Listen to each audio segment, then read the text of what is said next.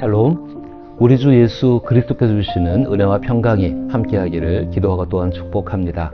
한 주간을 시작하는 첫날입니다. 이 한 주간도 우리가 어떤 일을 만나고 또 어떤 일을 어떻게 할지는 모르지만은 창조주 하나님에 대한 느낌으로 충만할 수 있기를 기도하고 또 소망합니다. 그 느낌을 가지고 세상을 살아갈 때에 힘을 주시는 하나님만을 바라볼 수 있고 또 실제로 하나님께서 주시는 힘으로써 이 세상을 살아갈 수 있습니다. 그 느낌을 가지고 살았던 사람이 있습니다. 그 사람들은 다른 사람이 아니라 다윗이고 다윗의 신앙을 계승한 구약에 등장하는 시편의 시인들입니다. 시편 8편은 그 창조주 하나님에 대한 느낌을 이렇게 이야기합니다. 제가 시편 8편을 읽어봅니다. 여호와 우리 주여, 주의 이름이 온 땅에 어찌 그리 아름다운지요. 주의 영광이 하늘을 덮었나이다. 주의 대적으로 말미암아 어린아이들과 젖먹이들의 입으로 권능을 세우시며 이는 원수들과 보복자들을 잠잠하게 하려 하심이니이다. 주의 손가락으로 만드신 주의 하늘과 주께서 베풀어 두신 달과 별들을 내가 보오니 사람이 무엇이기에 주께서 그를 생각하시며 인자가 무엇이기에 주께서 그를 돌보시나이까. 그를 하나님보다 조금 못하게 하시고 영어와 존귀로 관을 씌우셨나이다. 주의 손으로 만드신 것을 다스리게 하시고 만물을 그의 발 아래 두셨으니 곧 모든 소와 양과 들짐승이며 공중의 새와 바다의 물고기와 바닷길에 다니는 것이니이다. 여호와 우리 주여, 주의 이름이 온 땅에 어찌 그리 아름다운지요. 찬양하는 시입니다. 이 시 가운데 시인은 아주 특별할 정도로 창조하신 하나님에 대해서 느끼고 있습니다. 여러분들도 이 시편 8편을 다시 읽어보시고 또 묵상하시고 또 너즈나를 통해서 이미 송출된 시편 8편의 묵상들을 따라서 생각해 보시게 되기를 바랍니다. 시인은 온 세계에 충만한 하나님의 권능과 나타난 영광을 느끼고 있습니다. 그리고 시인 자신도 천지를 창조하신 하나님의 권능과 영광 속에 오늘을 살아가고 있음을 확신하고 있습니다. 그 확신에 찬 믿음은 자신의 처지를 압도하는 감동을 일으킵니다. 바로 그것이 하나님만을 바라볼 때 하나님께서 주시는 은혜이고 하나님께서 지으신 창조의 세계 속에 엄연히 존재하고 있는 사실입니다. 그런데 어떻게 시인이 이런 감동을 받았었을까? 시인의 뛰어난 예술성이었을까? 아니면 성령의 감동이었을까? 그렇다면은 시인이 받은 감동과 예술성은 어디에서 왔을까? 그것을 생각하는 것이 매우 중요합니다. 그것은 다른 것이 아니라 시인이 알고 있는 창세기의 창조 이야기에서 왔습니다. 시인의 마음 깊은 곳에 자리 잡고 있는 창세기에 있는 창조의 이야기가 바로 이런 모든 감동과 그리고 예술성의 창조성의 바탕이 된 것입니다. 하나님께서 창조의 이야기를 우리에게 알게 하신 것은 창조하신 하나님을 느끼고 그것을 표현하고 창조주 하나님을 의지해서 자신의 삶을 살아내게 하기 위함입니다.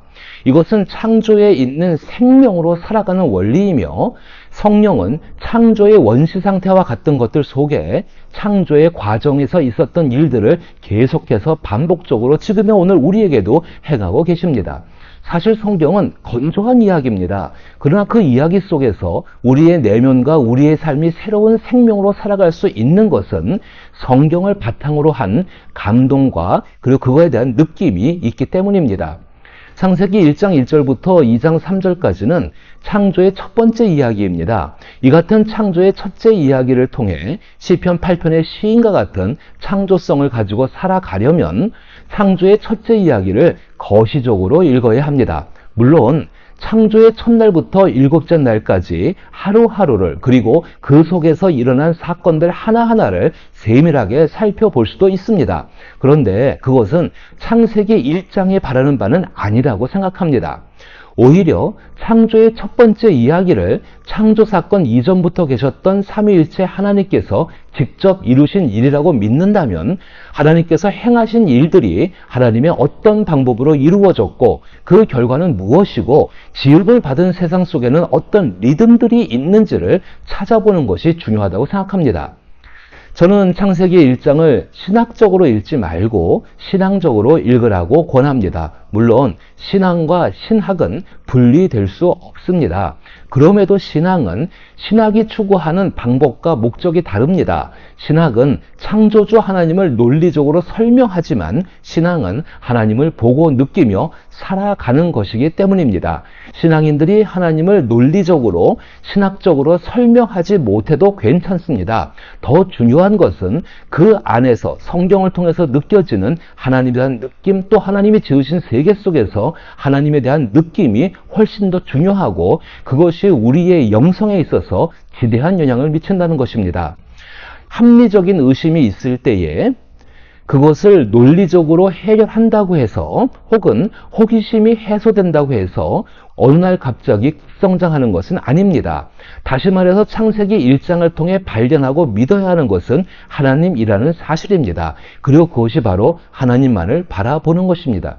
그리고 그 창세기, 성경을 통해서 발견한 그 하나님을 가지고 세상을 바라볼 수 있을 때에 비로소 세상 가운데에서 하나님만을 바라볼 수가 있습니다. 누구든지 창세기 1장 1절에서부터 2장 3절을 읽으면서 발견할 수 있는 것은 하나님께서 저녁과 아침이라는 포괄적인 리듬을 만드셨다는 것입니다. 창세기의 창조의 첫 번째 이야기 가운데에 아침과 저녁이 계속해서 반복되고 있는 것을 꼭 기억하셔야 합니다. 우리는 그것을 시간이라고 부릅니다. 그리고 그 리듬 속에 들어오신 하나님께서는 하나님이 말씀하셨다, 그것이 생겼다, 그것이 좋았다라는 반복적인 행동을 나타냅니다. 하나님이 말씀하셨다, 그것이 생겼다, 그것이 좋았다. 바로 그것을 통해 공간과 공간을 구성하는 존재들이 구체적으로 거기에 있게 됩니다. 이것은 하나님께서 만드신 시공간 안에서 일어나는 구체적인 리듬입니다. 저는 그 리듬을 하나님의 영광과 권능이 담겨있는 창조의 역동성이라고 부르고 싶습니다. 하나님의 리듬, 즉 창조의 역동성은 몸이 건조한 비인격적인 리듬이 아닙니다. 선하신 하나님의 인격 속에서 하나님의 선하신 인격으로 계속되는 하나님의 일입니다. 이 같은 리듬, 즉 하나님의 창조의 역동성은 연속되는 시간과 공간 속에서 하나님이 말씀하셨다, 그것이 생겨났다, 그것이 좋았다로 시작된 하나님의 일을 최종적인 완성으로 나아가게 합니다. 이런 의미에서 창조의 마지막 날은 처음 리듬에 처음 보여지는 완성을 나타냅니다. 어떤 힘에 의해서 반복되는 파도의 리듬은 역동적이고 반복되기는 하지만 어떤 인격도 없습니다. 그러나 창조의 첫 번째 이야기에 나오는 리듬과 창조의 역동성에는 하나님의 선하신 인격이 담겨 있습니다. 인격은 존재의 모습과 특성을 나타냅니다. 창조의 첫 번째 이야기 가운데에 보여지는 리듬은 첫날부터 일곱째 날까지 있었던 각 창조물들이 서로 유기적으로 연합해서 완성에 이르게 합니다. 또한 하나님께서 주시는 복으로 인하여서 서로의 가치를 드높입니다. 이를 통해 창조 이전부터 계셨던 삼위일체 하나님의 하나됨과 사랑과 교제의 모습으로 나타난 영광을 드러내게 됩니다. 이러한 창조의 첫 번째 이야기에 나오는 하나님의 인격은 창조 이전부터 하나님 안에 있었던 사랑과 교제와 일치입니다. 그것은 곧 삼위일체 하나님의 기쁨입니다. 우리는 십계명 가운데 나타난 안식일을 기억하여 거룩히 지키라는 말씀을 잘 알고 있습니다. 그리고 그 말씀을 기억하며 주일을 정하고 예배합니다.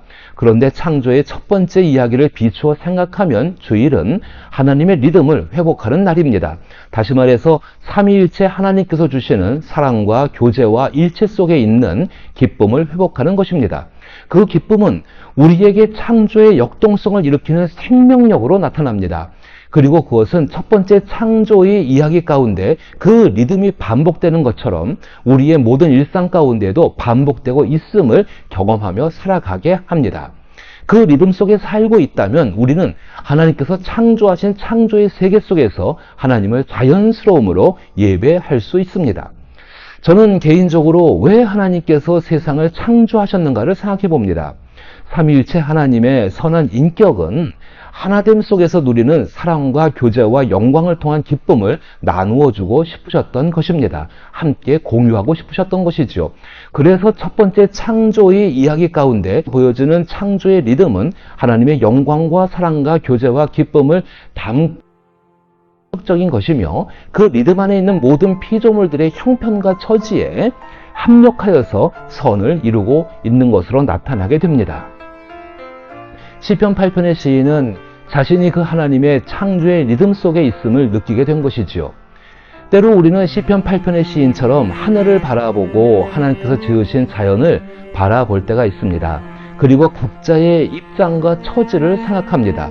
하나님의 세계를 바라보고 있지만 사실은 자기의 세계를, 자기의 입장을 바라보고 있는 것이죠. 시편 8편의 시인처럼 그때 그 사람에게 필요한 것은 자기 처지에 대한 관찰이 아니라 바로 이 하나님으로 인해서 압도되는 것입니다.